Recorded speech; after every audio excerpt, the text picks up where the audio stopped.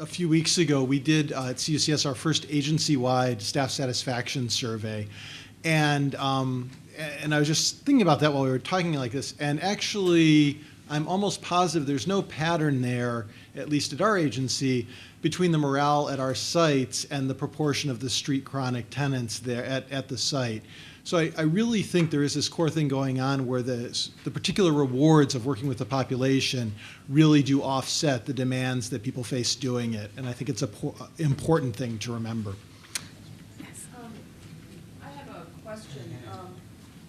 I direct a shelter, and I have a number of alumni that went to a building, a small building, where the last number of tenants have been taken from street to home. And I've had a number of my people who went to this building a number of years ago express concern because they just don't feel safe in the building anymore. And it's a small building. And I'm just wondering if people want to address that, because apparently active substance abusers are coming in the building. Yeah, I can say something on that. We definitely have had concerns, as I said, in our tenant input meetings, just in tenants in general coming up and saying, I can't take it anymore, something's gotta go and gotta give. So it's drilling down to understand what it is that's making them feel unsafe. Most of the things is that they feel like stuff is gonna happen and the building is, the landlord isn't gonna do anything about it, and they're by themselves or they're alone. So consistent consequences for those, if there are visitor violations where visitors are jumping around to different apartments, creating a ruckus in the hall. Those are all things that a landlord can and must address, and we do that. And we do it in a way to where we're transparent. We explain to them that that's what we do, and if there are issues, they must call security. We're lucky we have security. Most buildings, I don't think, have security 24/7.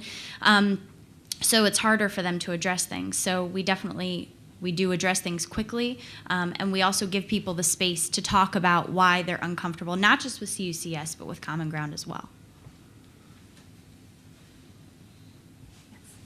I heard that the different proportion of chronic street to home being mostly male was offsetting the male-female populations in buildings, and I was wondering if that's been addressed. I think in a similar vein, there was a lot of flight from the buildings because women who were not chronically homeless were leaving because all these men, not just street to home clients, but also male street to home clients were sort of overtaking the buildings. And so I was wondering if that's been addressed or. Aaron? Okay. I think the other people will probably also have comments about this. It's something that's been raised, like it's a point of discussion right now with Common Ground and CUCS. In fact, we were just meeting on it 2 days ago, I think, and deciding whether we want to make a shift. Like, it's possible that one could focus on bringing in a higher proportion of females in other populations in the buildings. Like, so there's some other stuff you could do.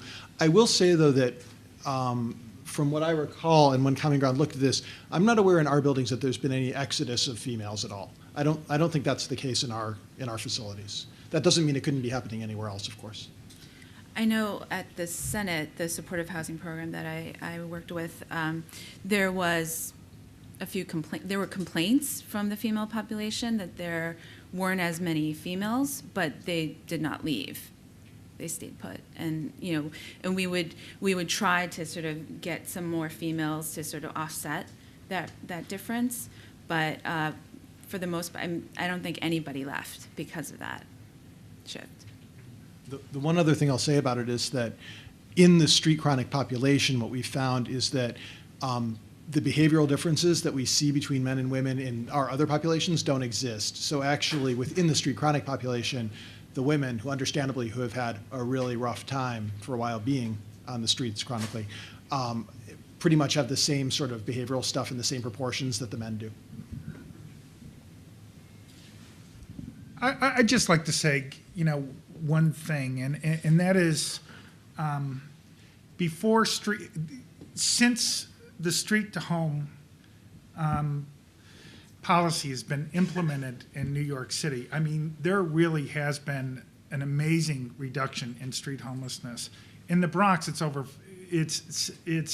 right now it's about 70% over the last 5 years.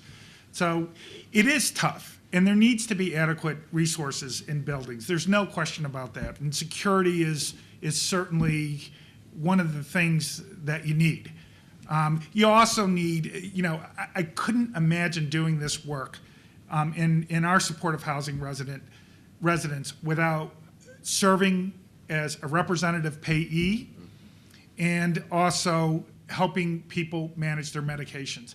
I think that about 15% of the people that we work with at the Brook need a representative payee. And I know a lot of organizations struggle with that. But it's an essential service for some people, and it really helps mediate their drug and alcohol problems. The managing medications, I think we manage about a third. We're actively involved. We make sure that about a third of the clients at the Brook take their medications the way they're prescribed. And again, I think that's another common strategy. It's an essential strategy. You need to be set up for it, or you're going to have these types of problems. But it's when these guys are on the street, which if they're not housed, then they're on the street. That's what everybody has to remember. In somebody's neighborhood is stepping over them. They're even more destructive. This is something. This is not something we can pass the buck on, because we're it for these guys. We are the end of the road for these guys, and we need to figure out how to do this. Just the last thing about women is that what we try to do is build, so with all the groups and the activities and our tenant services staff in the common ground buildings, we try to help people find a niche and help people find a community outside of their own apartment. So if they do feel a little unsafe or concerned, they know that they have friends and people in the building that they can go to outside of security. You're right, it's not all about security. It's also about the community and being accepted into and looked out for by your neighbors. They honestly tell me they use drugs or alcohol once in a while. Somebody uses once a week, somebody uses once a month. But what is the issue and what is the solution for housing? Because everything going through DHS or certain program, and if they on the SSI or not working or working part-time, they're not able to afford any apartment. And it's on Staten Island even, the cheapest room is $500 plus utilities sometimes is out. So what is your solution and how to deal with them? How do you help? Sure. I think this is a real relevant issue. I mean, for housing providers, it's a real question. How do you want to interact with your residents? Do you want it to be based on honesty? Do you want to have an open, honest relationship with the people you're going to be working with, where they're going to be living? Or do you want them to put up a very convincing front? We know that these are all adults. It's all right for adults to have a beer now and again, or whatever we do to take the edge off on a weekend. I mean, it's not to say that it'll be impairing them in ability to be a good part of your community. And so I think that Scott went over this very well, and I know that I've heard Joe and CUCS talk about this as well. I think there's a real bias when we interview people. We like people that look like us. I mean, that's just, it's honest. It's what we do when we interact with the world, and it's what we do when we interview as well. And I think that it can be very tempting to look for clients that are very easy. And I think we've seen that we do a poor job of predicting that. And if we honestly engage with clients and start with a process when they're interviewing and say, hey, this is a safe place, let's be honest, I think we're going to start to set up a better relationship with the people that move in. I think that, clinicians and social workers and all of us, we're really good at figuring out, once we know what's going on with somebody, hopefully we're really good at helping them work through it and do better. But whether we recognize it or not, there's lots and lots and lots of evidence that we're abominably bad at predicting stuff. Like, we're really awful at it, and we're no better at it when we think we're good at it than we're not. We just had this come up at our housing sites. We have a central intake team for our clients in the shared common ground CUCS housing, on the CUCS side. And in our conversations about Housing First and a lot of other things, and clients who wound up having problems with violence or threatening behavior, our intake team really felt like they had a good gut read. They did these interviews with people. They had a really, good interaction with them. These are skilled clinical social workers in some cases, and they were like, we have a pretty darn good idea about who's going to be a problem. And so what we did is for a year we actually developed a little rating scale, which was the intake thinks you're bad news rating scale. And it was just a number. And the intake guys, when they made a decision, because we were housing first, so everybody's coming in anyway, right? And then the intake folks would give a grade of how likely it was that this person was going to wind up being really bad news in housing. And we have great intake staff. They're top notch. And I just looked at it like 3 weeks ago. We'd been waited long enough. And there was literally no relationship, not a big relationship, none.